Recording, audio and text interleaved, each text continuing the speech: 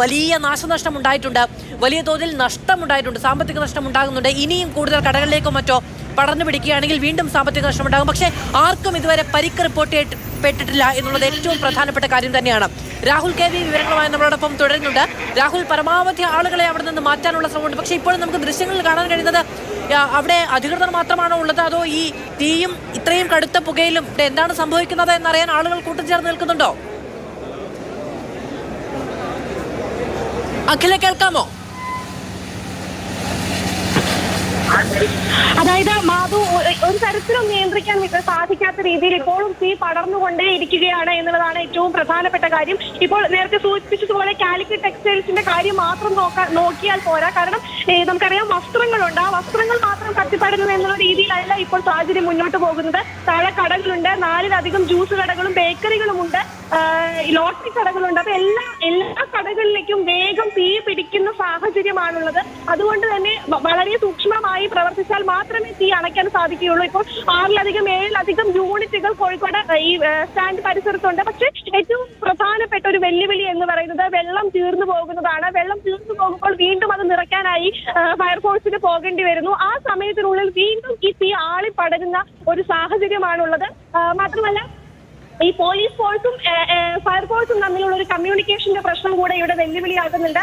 അതായത് ഈ പോലീസ് ഫോഴ്സിന് പ്രധാനമായും തിങ്ങിക്കൂടിയിരിക്കുന്ന ജനത്തെ നിയന്ത്രിക്കണം. ഇപ്പോൾ ഈ പറയുന്നത് പോലെ ബസ് സ്റ്റാൻഡ് പരിസരവും റോഡ് പരിസരവും എല്ലാം ജനങ്ങളെ തിങ്ങി നിറഞ്ഞിരിക്കുകയാണ്. അതുകൊണ്ട് തന്നെ ജനങ്ങളെ നിയന്ത്രിക്കേണ്ട ഒരു അധിക ചുമതല കൂടി ഈ പോലീസിന് വന്നിരിക്കുന്നു. അതുകൊണ്ട് തന്നെ ഈ വണ്ടികൾ പോകുന്നതും വെള്ളം നിറയ്ക്കാൻ പോകുന്നതും തിരിച്ചു വരുന്നതും തമ്മിലുള്ള ഒരു ഏകോപനത്തിൽ ഇവർ വലിയൊരു വെല്ലുവിളി നേരിടുന്നുണ്ട്. ഇപ്പോൾ നമുക്ക് കേൾക്കാം, പല രീതിയിൽ കുറച്ചു നേരമായ അനൗൺസ്മെന്റ് തുടങ്ങിയിട്ട്, എന്നിട്ടും ഈ ജനങ്ങൾ ഇവിടുന്ന് പിന്മാറുന്നില്ല എന്നുള്ളതാണ് പോലീസിന്. അഖില, പക്ഷെ കൃത്യമായി പോലീസും ഫയർഫോഴ്സ് ഉദ്യോഗസ്ഥരും അവിടെ എത്തിയ ജില്ലാ കളക്ടർ അടക്കമുള്ളവരും മന്ത്രിയും ഒക്കെ പറയുന്നുണ്ടായിരുന്നല്ലോ ആളുകൾ ആ ഭാഗത്തേക്ക് പോകരുത് എന്ന്. തീ മാത്രമല്ല, പുകയും വലിയ തോതിലുള്ള അസ്വസ്ഥതകൾ ഉണ്ടാക്കാം എന്നുള്ളതാണ്. ഈ ഗതാഗത സൗകര്യം അടക്കമുള്ള ക്രമീകരണങ്ങളുണ്ടല്ലോ, ഫയർഫോഴ്സ് എഞ്ചിനുകൾക്ക് വന്നു പോകേണ്ട ഇടമാണ്, കൂടുതൽ ഫയർ എഞ്ചിനുകൾ വരേണ്ടതുണ്ടെങ്കിൽ അങ്ങനെ വരേണ്ട ഇടമാണ്. അത്തരത്തിലുള്ള ക്രമീകരണങ്ങൾ എങ്ങനെയാണ് അഖില? അതായത് അത് വലിയ രീതിയിൽ അത് വിജയകരമല്ല എന്ന് തന്നെ നമുക്ക് പറയേണ്ടി വരും. കാരണം പല ഞാൻ സൂചിപ്പിച്ചതുപോലെ വലിയ വണ്ടികളാണ്, ഫയർഫോഴ്സ് വണ്ടികളാണ്.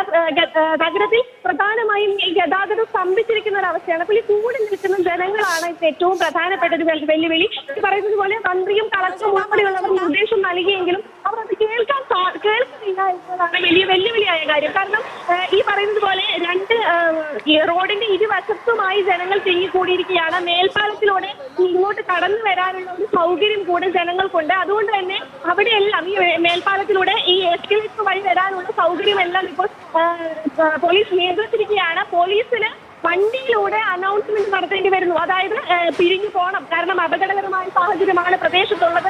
പക്ഷെ ആരും അനുസരിക്കുന്നില്ല എന്നുള്ളതാണ്. കാരണം ഞാൻ ഇവിടെ നിൽക്കുമ്പോൾ തന്നെ വലിയ രീതിയിൽ ചൂട് അനുഭവപ്പെടുന്നുണ്ട്. ഏതെങ്കിലും ചെറിയ വസ്തുക്കൾ തന്നെ പൊട്ടിത്തെറിക്കാനുള്ള സാധ്യതകളുണ്ട്. വലിയ അപകടമുണ്ടാക്കുന്ന ഒരു സാഹചര്യമാണുള്ളത്. പക്ഷെ അതൊന്നും ചൂട് നിൽക്കുന്ന ജനങ്ങൾക്ക് മനസ്സിലാക്കുന്നില്ല എന്നതാണ് ഒരു പ്രധാനപ്പെട്ട വെല്ലുവിളി. ഞാൻ സൂചിപ്പിച്ചതുപോലെ പോലീസിന്റെ ഒരു 25% വലിയ പ്രതിസന്ധിയാണ്. കടയുടെ ഷട്ടറുകൾ അടക്കം, അല്ലെങ്കിൽ ഈ വലിയ ഫ്ലക്സ് ബോർഡുകളുടെ വലിയ തൂണുകൾ അടക്കമൊക്കെ മറിഞ്ഞു വീഴാനുള്ള സാധ്യതകളൊക്കെ ചൂണ്ടിക്കാണിക്കപ്പെടുന്നുണ്ട്. ആളുകൾ അവിടെ നിന്ന് മാറണം എന്നുള്ളത് ജനപ്രതിനിധികളുടെയും പോലീസിന്റെയും ഫയർ ഉദ്യോഗസ്ഥരുടെയും എല്ലാവരുടെയും ആവർത്തിച്ചുള്ള ആവശ്യമാണ്. പക്ഷെ അത് വകവയ്ക്കാതെ ആളുകളോട് കൂടി നിൽക്കുന്നു എന്നുള്ളതാണ്.